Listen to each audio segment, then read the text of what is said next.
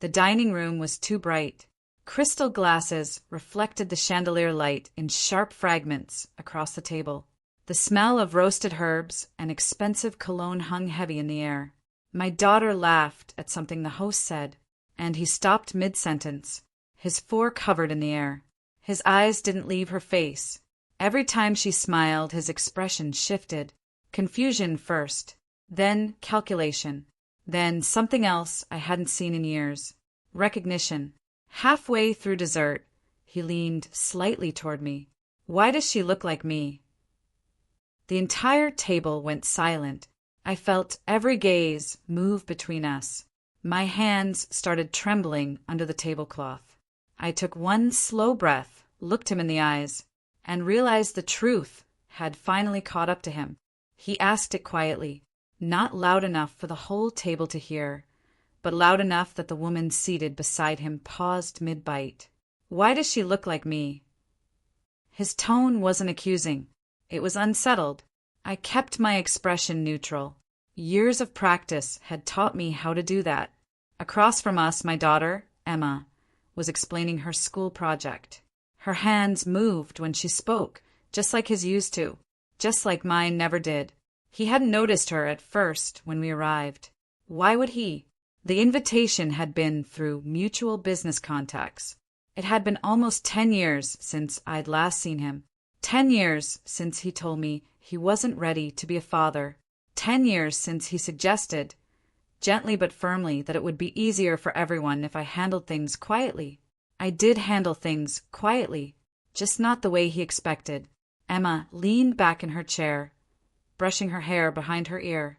The same habit he had when thinking. I saw it then too. The small shifts, the way his jaw tightened as he watched her.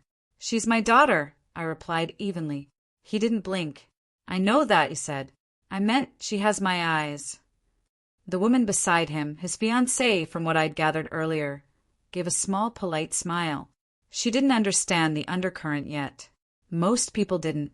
Have you ever sat in a room where only two people understand the history pressing against the present? I reached for my water glass to steady my hands. The condensation felt cold against my skin. "She inherited a lot of things," I said. His posture straightened slightly. He was calculating timelines now. Ages. Dates. "You never told me," he said softly. That sentence almost made me laugh. Never told him. When I found out I was pregnant, I called him first. I remember standing in my tiny apartment kitchen, staring at the peeling paint near the sink, explaining through tears that I didn't expect anything dramatic. Just acknowledgement. He had been calm. Too calm. "This isn't the right time," he said back then. "My career is just stabilizing. My parents would lose it." I had waited for him to say something else. He never did. Now, years later, he was staring at a 13-year-old girl who shared his sharp cheekbones and steady gaze. "You made your position clear," I said quietly. His fiancée shifted in her seat. "Is everything okay?" He didn't answer her. He was still looking at Emma, and for the first time that evening, I realized something had changed. He wasn't staring at a resemblance anymore. He was staring at a consequence. He didn't push further at the table. Not yet. Dinner resumed in a fragile way. Silverware moved again. Conversations restarted in softer tones. But the rhythm had shifted. You could feel it in the pauses between sentences. Emma didn't notice. She was describing her science fair project, her voice animated and confident. She had always been comfortable in rooms full of adults. I made sure of that. He listened to her too closely. Not the way strangers listen out of politeness. The way someone listens when they are trying to recognize themselves in another person. Every time she tilted her head while thinking, his eyes narrowed slightly. When she laughed, he flinched almost imperceptibly, as if the sound carried something familiar. Have you ever watched someone realize they missed an entire chapter of their own life? After dessert, people drifted toward the patio. The night air was cool, carrying the scent of jasmine from the garden. Emma excused herself to help the host's daughter bring out tea. That left him and me, standing near the edge of the dining room. You should have told me, he said again, this time firmer. I folded my hands together to stop them from trembling. I did. He shook his head. No, I mean you should have insisted. Insisted? On what? On convincing him to care? I wasn't going to beg you to be involved, I replied calmly. His jaw tightened. That's not fair, he said. You know I was under pressure back then. I almost smiled at that. Pressure. He had been 32, established, respected, surrounded by family who valued reputation more than reality. I had been 26, alone, newly pregnant, listening to him outline how complicated things would become. Pressure doesn't erase responsibility, I said. He looked past me toward the patio doors, where Emma was laughing with the other guests. She's remarkable, he said quietly. I didn't respond, because I knew what was coming next. Does she know? He asked. There it was. Not how is she. Not can I help. Does she know? She knows her father chose distance, I answered. He inhaled sharply. That's not how it happened. Isn't it? He didn't argue further, but his silence felt heavier than before. Later that night, as we were leaving, he placed a hand briefly on Emma's shoulder. You remind me of someone I used to know, he told her. She smiled politely. Hopefully someone nice. He hesitated. I'm not sure I was, he admitted. And in that moment I realized something else. This wasn't just recognition. It was regret beginning to surface. The next morning he called. I knew it was him before I answered. Some names stay in your phone longer than they should. I couldn't sleep, he said without greeting. I kept replaying last night. I stood in my kitchen, sunlight stretching across the counter where Emma's cereal bowl sat half-finished. She's 13, I said. That's a lot of years to replay. Silence. I didn't think you'd go through with it, he admitted. Go through with what? Keeping her. The words were soft, almost ashamed, but they landed heavily. I remembered that conversation, clearly now. He hadn't said it exactly that way back then. He had suggested options, timelines, privacy. He had used words like practical and manageable, but the meaning had been clear. He hadn't believed I would choose motherhood without him. I told you I was keeping her, I said. I thought you'd reconsider. There it was again, that assumption that my decisions were negotiable. Have you ever realized someone saw your strength as temporary? She deserved certainty, I continued. I wasn't going to build her life around your hesitation. He exhaled slowly. I was afraid, he said. Of what? Of diapers? Of public opinion? Of explaining to his parents why he wasn't as careful as they thought? Fear is human. Abandonment is a choice. She doesn't know your name, I said gently. Not because I hid it, because you never asked to be part of her story. He didn't defend himself this time. Instead, he asked the question I knew would come. Can I meet her properly? Not as a stranger at a dinner party. Not as a coincidence. Properly. I looked through the window at Emma in the backyard, sketchbook balanced on her knees. She was drawing something with intense focus, hair falling across her face. She didn't need disruption. She didn't need confusion. She's stable, I said carefully. She has routines, friends, a life. I wouldn't disrupt that, he said quickly. You already did, I thought. The pattern was becoming clear now. He hadn't changed because he suddenly cared. He had changed because he saw himself reflected. Recognition can wake something up. But is it enough? She's not a second chance, I said quietly. He didn't respond immediately.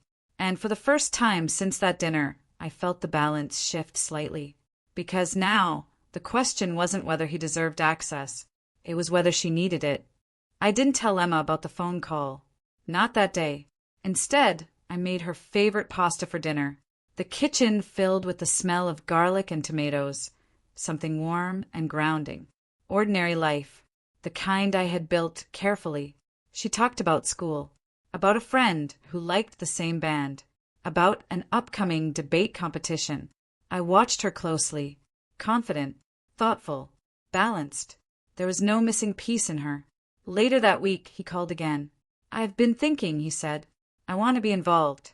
Financially, emotionally, however I can. It sounded responsible. It sounded mature. It also sounded late. Why now? I asked calmly. You know why, he replied. I saw her. Exactly. He hadn't woken up one morning burdened by guilt. He hadn't sent birthday cards over the years. He hadn't asked through mutual friends how she was doing. He saw his reflection. That was the trigger. Have you ever noticed how some people respond to resemblance more than responsibility? I need time, he said. To decide, he asked. To observe. Because patterns don't dissolve overnight. They evolve. That evening, I finally spoke to Emma. We were sitting on the couch, a soft lamp casting warm light across the room. I chose my words carefully. Do you remember the man from dinner? I asked. The one who stared at me, she said lightly. Yes. She tilted her head. He looked unsettled. I nodded slowly. He thinks you look like him. She went still. Why? There was no fear in her voice, just curiosity. Because he's your biological father. The room felt quiet in a different way now. Not tense, just aware. She absorbed it slowly. Oh, she said. No tears. No shock. Just processing. Is that why you were shaking? She asked gently. I hadn't realized she noticed. Yes, I admitted. She looked down at her hands. Did he leave? The word was simple. Direct. Yes. She nodded once. Okay. That was it. No dramatic reaction. No collapse. She had grown up with truth, even if it was incomplete. I had never lied about the fact that her father chose distance. She leaned back against the couch. Does he want to meet me? She asked. Yes. Another pause. Do you want him to? She asked quietly. And that question stopped me. Because for years, I had made decisions to protect her. Now, she was offering to consider mine. Have you ever realized your child has grown enough to carry truth without breaking? I looked at her and saw not a resemblance, but resilience. And I understood something clearly. This decision wasn't about his regret. It was about her readiness. He asked to meet her the following Sunday. Neutral place. Quiet cafe near the park. Public enough to feel safe. Private enough to talk. I agreed to 1 hour. Nothing more. The morning of the meeting, I noticed my hands were steady. No trembling this time. I wore a simple navy sweater and tied my hair back the way I always did when I needed clarity. Emma chose her own outfit. Jeans. Soft gray cardigan. No attempt to impress. As we walked into the cafe, the smell of coffee and warm bread wrapped around us. He was already seated near the window. He stood when he saw her. That detail caught me off guard. He used to remain seated when greeting people, confident enough not to rise. Now he stood. Hi, Emma, he said carefully. She nodded. Hi. His voice carried a softness I hadn't heard before. Not performative. Almost cautious. We sat. He didn't reach for her hand. He didn't attempt familiarity. I watched closely. So, he began, glancing at me briefly before focusing on her. Your mom tells me you like science. She doesn't tell you much, Emma said gently. Not accusing, just factual. The sentence hung in the air. He swallowed. No, she doesn't. He looked at me then, and I held his gaze without flinching. The conversation moved slowly at first. School, books, her interest in architecture. She spoke clearly without hesitation. He listened, really listened, and I could see something unraveling in him. Recognition had brought him here, but understanding was beginning to follow. Halfway through the hour, he leaned back slightly. I need to say something, he said. Emma looked at him steadily. I wasn't ready when your mom told me about you, he continued. I made a choice based on fear. That choice cost me time. Time. He didn't say mistake. He didn't say regret. But the meaning was there. Emma studied him. You missed 13 birthdays, she said softly. He nodded. Yes. No excuse. No story. Just acknowledgement. Have you ever watched someone realize that apologies don't restore years? The boundary crossed wasn't dramatic. It came quietly. As we were preparing to leave, he reached into his coat pocket and pulled out a small envelope. "I've set up an education fund," he said. "It's modest, but it's a start." I felt my chest tighten. Money. Not manipulation. Not leverage. Contribution. Emma didn't reach for it. She looked at me first. That look said everything. "Are we safe?" I nodded once. She took the envelope. "Thank you," she said politely. He didn't push for more time. He didn't ask for immediate weekly visits. He didn't request to be introduced as Dad. He simply said, "I'd like to earn a place if you allow it." Earn. That word mattered. After we stepped outside, the air felt cooler than before. Emma walked beside me quietly for a few steps. "He seems nervous," she said. "Yes," I replied. "Good," she added. I glanced at her. "Why good?" "Because it means he knows he doesn't get to decide everything." I almost smiled. For years, I had been the one trembling. Now he was. And the power had shifted without raised voices, without spectacle, just truth. After that first meeting, I didn't rush anything. He sent one message later that evening. "Thank you for giving me the chance." No pressure, no follow-up demand, just that. Emma placed the envelope on her desk when we got home. She didn't open it right away. She finished her homework first. Then she asked me to sit beside her. Inside was a printed document confirming the education account. Clear numbers. Modest, like he said. Not impressive. Not symbolic. Real. "Do you think he'll disappear again?" she asked. Her voice wasn't fragile. It was analytical. "I don't know," I answered honestly. I had spent years trying to predict other people's patterns, trying to brace for disappointment before it landed. But this wasn't about prediction anymore. It was about observation. The next few weeks were steady. He texted before calling. He asked about her debate competition and actually remembered the date. He showed up to one of her weekend science showcases, standing in the back of the room, not claiming space, waiting. Have you ever seen someone learn how to enter quietly instead of taking over? I watched closely, not for grand gestures, for consistency. One afternoon, Emma came home from school and dropped her backpack by the door. "He asked if he could come to my birthday," she said. Her face gave nothing away. "And what did you say?" I asked. I said maybe. She sat across from me at the kitchen table, sunlight catching the edges of her hair. "I don't want him to act like he didn't miss the first 13, she added calmly. "He won't," he said. "Are you sure?" "No, but I didn't say that." "I'll make sure," I replied. That was the quiet empowerment in all of this. Not revenge. Not humiliation. Guardrails. He didn't get to rewrite history, but he could choose how he walked into the present. The night before her birthday, he sent a short message. "I understand if tomorrow isn't the right time. I'll follow her lead." That sentence told me more than any apology could. He wasn't asking to be centered. He was asking to be allowed. Emma read the message over my shoulder. "Okay," she said after a moment. "He can come, but just as a guest." A guest, not a father. Not yet. And I realized something quietly powerful. The man who once leaned across a dinner table demanding answers was now waiting for permission from a 13-year-old girl. Her birthday was simple. Chocolate cake, a handful of friends, balloons taped slightly crooked along the wall because I never quite get them straight. He arrived 5 minutes early. Not late. Not dramatically on time. Early. He stood at the doorway with a small gift bag and waited until Emma waved him in. That detail mattered. He didn't scan the room to assert himself. He didn't try to claim a central seat at the table. He took a chair near the end. When Emma opened his gift, it wasn't extravagant. It was a sketchbook and a set of drafting pencils. He had remembered her interest in architecture. She ran her fingers along the edge of the cover. "Thank you," she said. No forced affection. No awkward performance.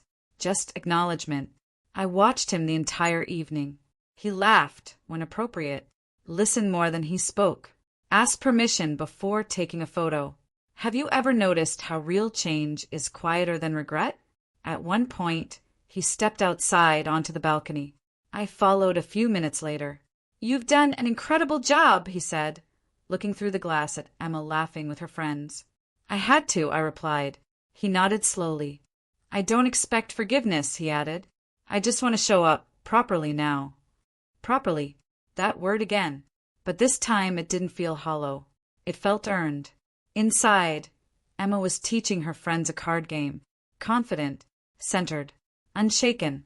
He hadn't shaped her. I had. And she had shaped herself. The night ended without drama. No heavy speeches. No emotional confessions. Just cake crumbs on plates and paper napkins crumpled in small piles. After he left, Emma leaned against the kitchen counter. "He seems different," she said. "Yes.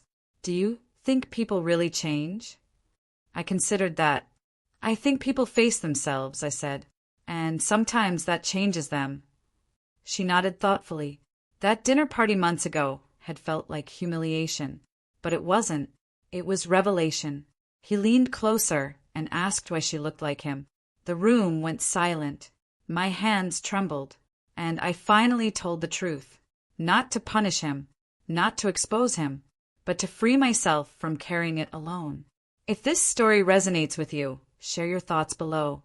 Like this video if you believe in boundaries without bitterness. This wasn't the end of our story. It was the beginning of honesty. I's a dinner party story of hidden truth, long silence, and the moment the past walked back into the room. At a formal dinner, a man couldn't stop staring at her teenage daughter. Every time the girl laughed, his expression changed. Then he leaned closer and asked, "Why does she look like me?" What he didn't expect was that the answer would expose 13 years of absence in a single breath. Years ago, he chose distance over responsibility. He believed fear would fade with time. But when resemblance turned into recognition, silence was no longer an option. In front of witnesses, the truth surfaced, not with anger, but with clarity. This is one of those calm revenge stories about accountability, motherhood, and what happens when someone finally sees the life they walked away from. A realistic family drama about regret, boundaries, and allowing change without surrendering control. Graduation cap lessons from this story. Fear explains choices. It does not excuse them. Regret means little without consistent action. Boundaries protect peace, not pride. Backhand index pointing right. Check out more videos. Fire calm drama stories, family revenge stories. Play button calm drama stories, family revenge stories. Play button about US. Calm Drama Stories is a channel about family revenge stories, emotional betrayal stories, absent parent dynamics, quiet empowerment, and realistic relationship drama.